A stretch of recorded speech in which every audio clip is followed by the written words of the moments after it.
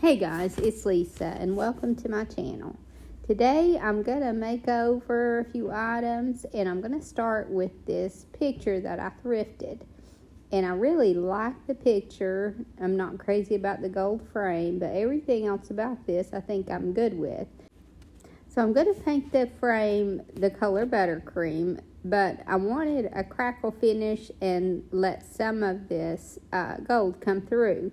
Because if you notice, I guess you would have to zoom in, but the white background behind the flower has a crackle finish. And so I just thought it would look good to kind of bring that out to the outside. So I'm just going over the whole thing with the crackle medium, and I'm doing as light a coat as I can. And I don't take my glass out of this one because the back is finished and it's stapled all the way around, so I don't want to have to do that. And oftentimes I will just paint and not tape off the glass either, because I can scrape that off very easily when I'm finished. So once I get the crackle finish over the whole thing and let it dry to the touch, then I'm going to put a heavy coat of the color Buttercream on this. I'm sorry about the cat noises in the back. My daughter's cat is very vocal tonight. So after I get this crackle or this Buttercream coat on, I'm just doing one heavy coat because you don't want to go over it with another coat once you're doing the crackle finish underneath, because that second coat will just fill in your cracks and you won't even you'll have very little cracks at all. So you want to put plenty on your brush and just get it as smooth as you can with that one coat. Now this picture is the inspiration for my colors that I'm going to be using in this vignette.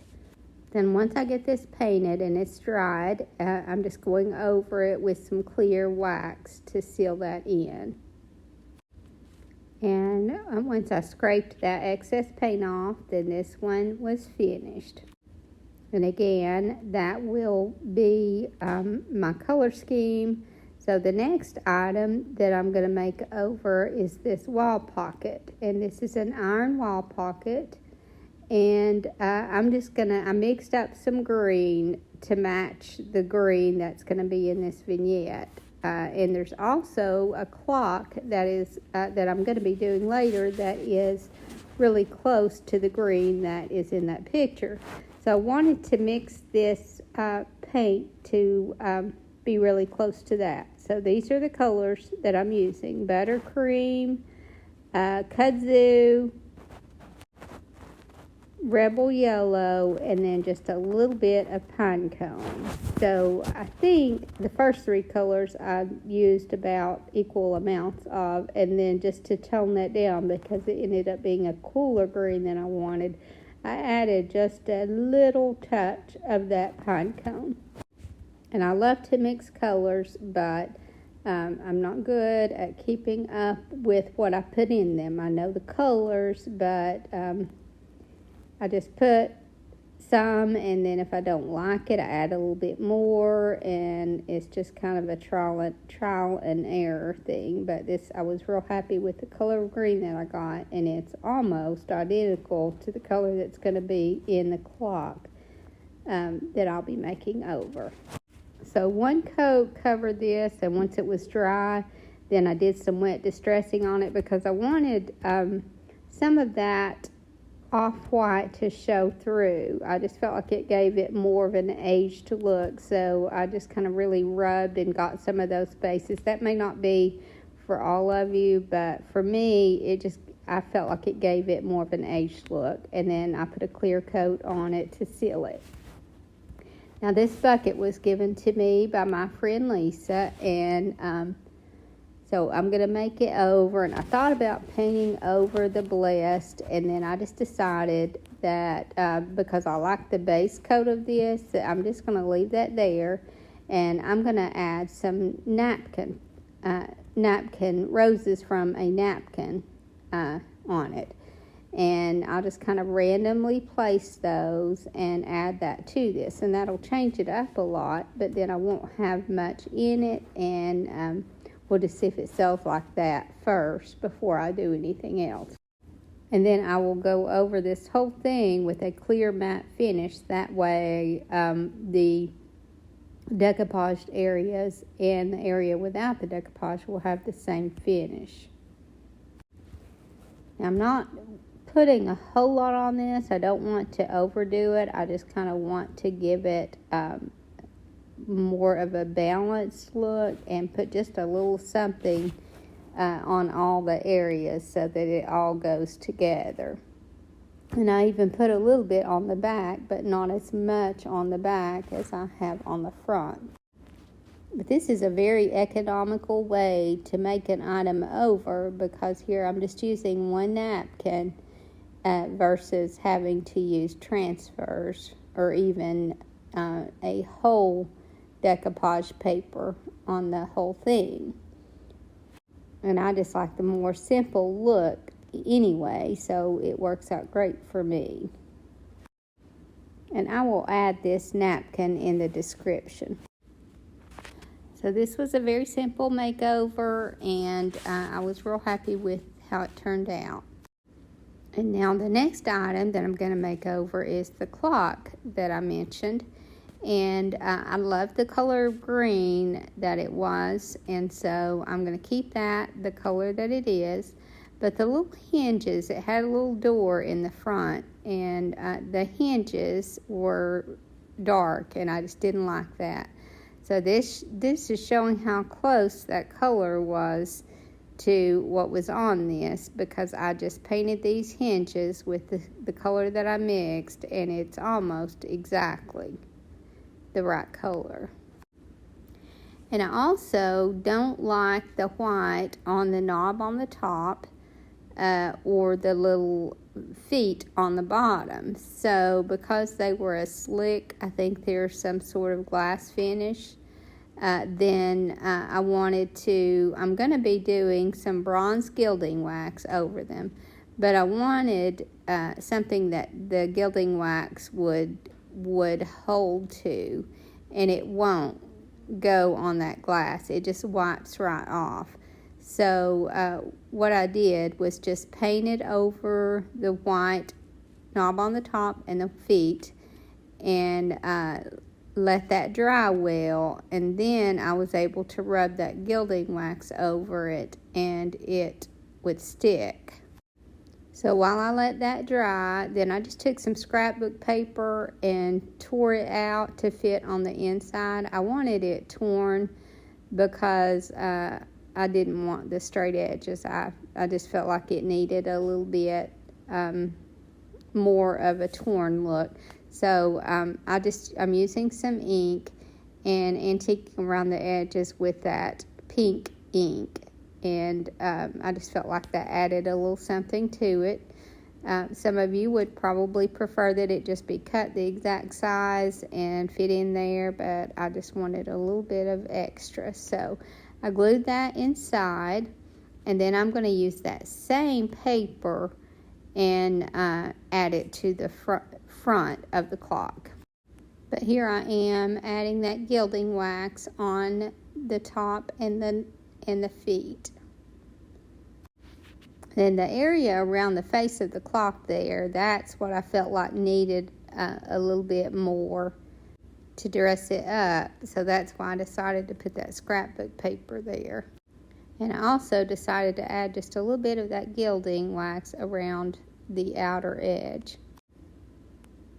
And cutting that would be very difficult to do. So what I did was I took some tacky glue and just brushed it over the area that's going to be covered, and because I had cut the square to fit that, but then I'll just glue it over the entire thing, and when it dries I can take an X-Acto knife and cut away where the face is, because I'll be able to feel the difference.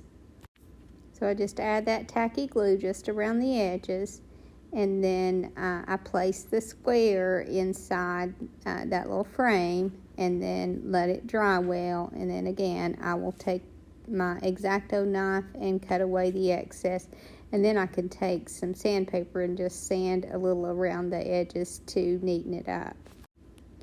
And adding that will just bring the inside and the outside together so that they're more cohesive. Then I found this napkin in my stash that I think will go well with the scrapbook paper and the color that's on the clock.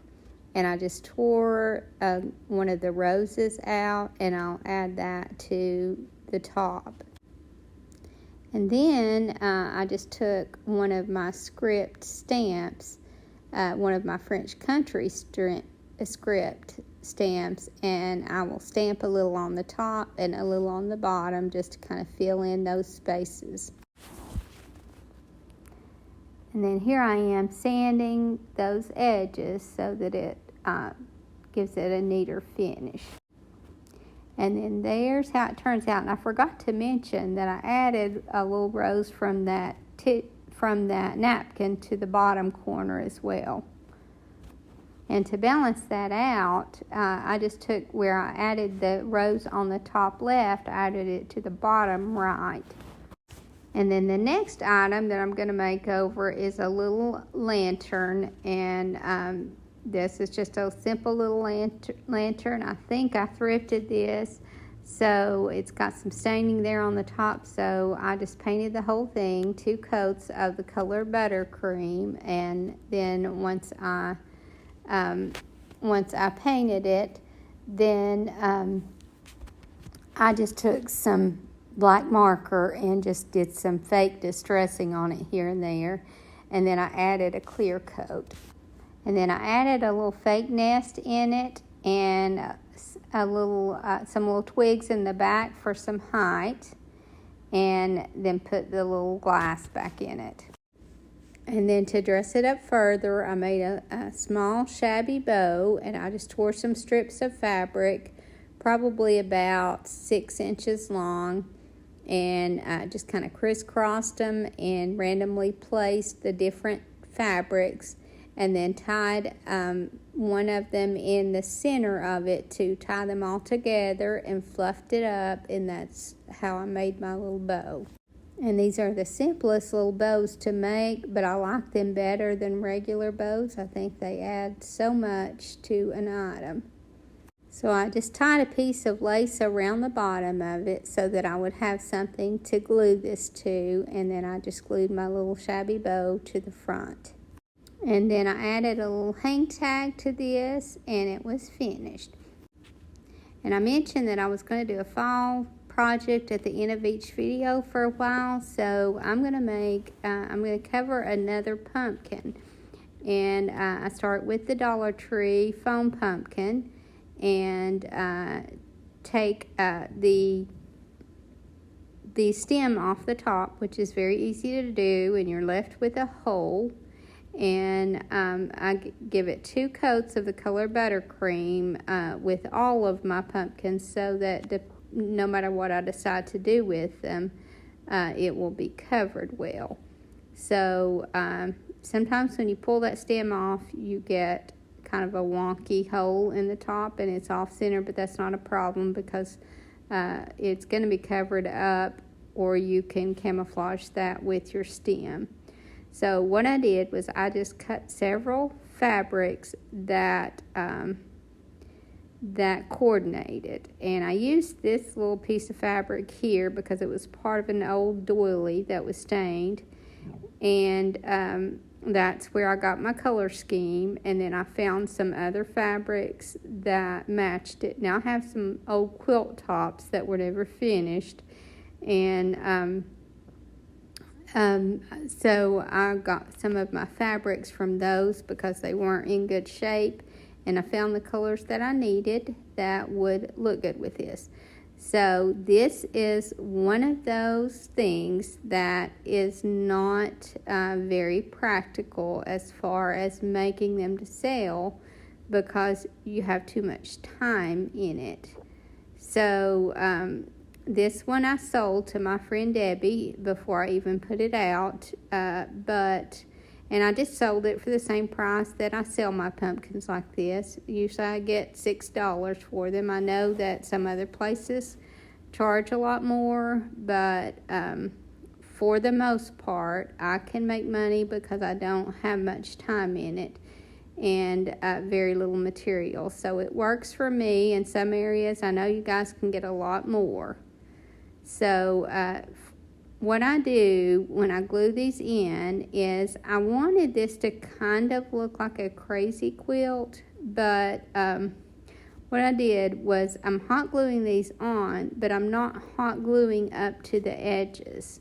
And this is kind of what was a little bit time consuming because I wanted those edges to stick up, and then I'm going to kind of rough them up a little bit so that you'll have all those little seams that kind of are, I guess, frayed.